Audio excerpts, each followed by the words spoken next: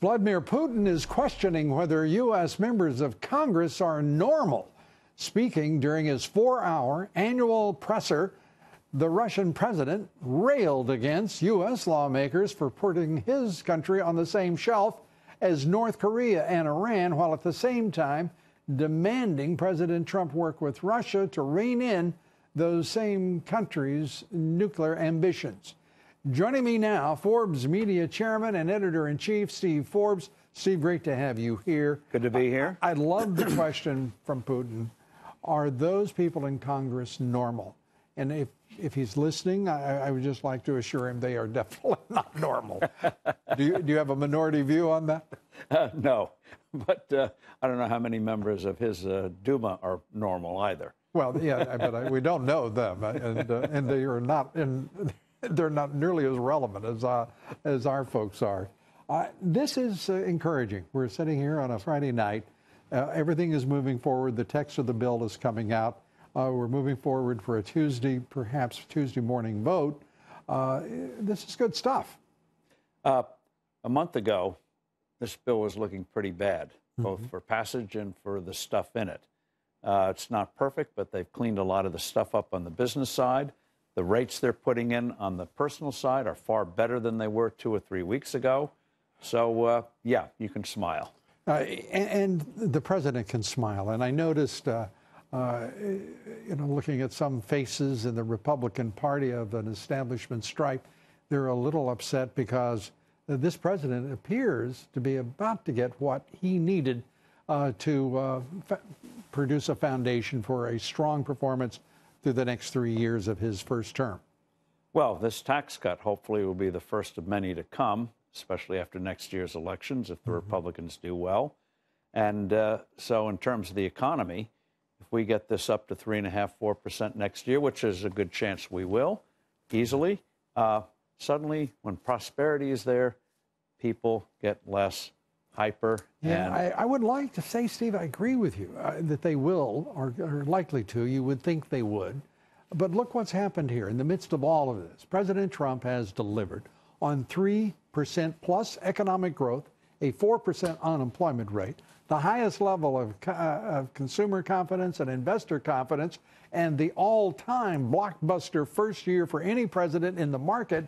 And you've still got everyone trying, and at least in the national left-wing media, to ignore prosperity at hand and improving economic circumstance for all Americans. They'll always be in denial. But for the general public, as this begins to sink in, that the economy really is at a faster pace, that's what counts. I'll tell you, I think their votes don't, they have a handful of votes, the media, but there are 150 million other voters out there. Yeah, and I think we're seeing some evidence of that vote. And I don't know what those of you at home see when you are going for a drive around your communities or your towns, your cities. But I'm seeing far more in the way of Christmas displays, Christmas lights. We've lived in our house for about 33 years. And I've never seen so many, my wife and I have never seen so many displays and so much obvious joy in the moment here as we come into Christmas. So it is, to me, that's a pretty good measure. Animal spirits are breaking out in the best of ways. Yes, they are. Even in New York this year, there seems to be more colorful displays. And certainly the sidewalks in many parts of the city, you can barely get through. Right. And so brick and mortar has a shot here. We're just saying a shot, but people are out on those sidewalks. We're also getting a shot at something else. We now know, I think it's safe to say, we now know that we have the most corrupt FBI, the most corrupt Justice Department in our country's history. And I mean, it's been demonstrated. Congress has yet to act. There should be people going to jail right now. It is so clear. The actions of so many who've tried to frustrate the Constitution and a duly elected president. Well, we've never had anything like this. This is a scandal of unprecedented in American history, where the leadership of the FBI, the Department of Justice, various intelligence agencies actively work to subvert the campaign of a major party presidential candidate. And his administration. And never been done like that before. And now it's coming out, and a lot of those people are going to be experiencing wearing thick striped suits. Yeah, I certainly hope you're right.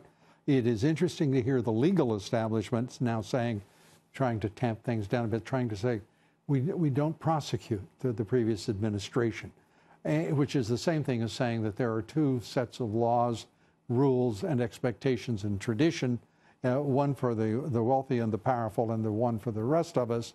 I think that that's going to be really tested this time. I think people want consequence for what has been absolute corruption. Individuals who break the law, they're not an administration. They are individuals. And if you break the law, you should pay the penalty for it. And you see it with the leaders of the FBI. The agency itself is still strong and good. It's the leadership that was corrupt. The Attorney General of the DOJ was corrupt. And various people in intelligence agencies did things that they should never have done. They all thought it was for a higher purpose. Michael Morell, and I think we got to give him credit, the acting head of the CIA under the Obama administration, acknowledging that the intelligence community went too far in its actions toward President Trump. That's at least a beginning to get the record right. And Bill Clinton did not meet with the Attorney General on that runway just by chance to exchange stories about grandchildren. All right. Steve Forbes, you have a great weekend. Thanks for being here. You too. Thank you, Lou.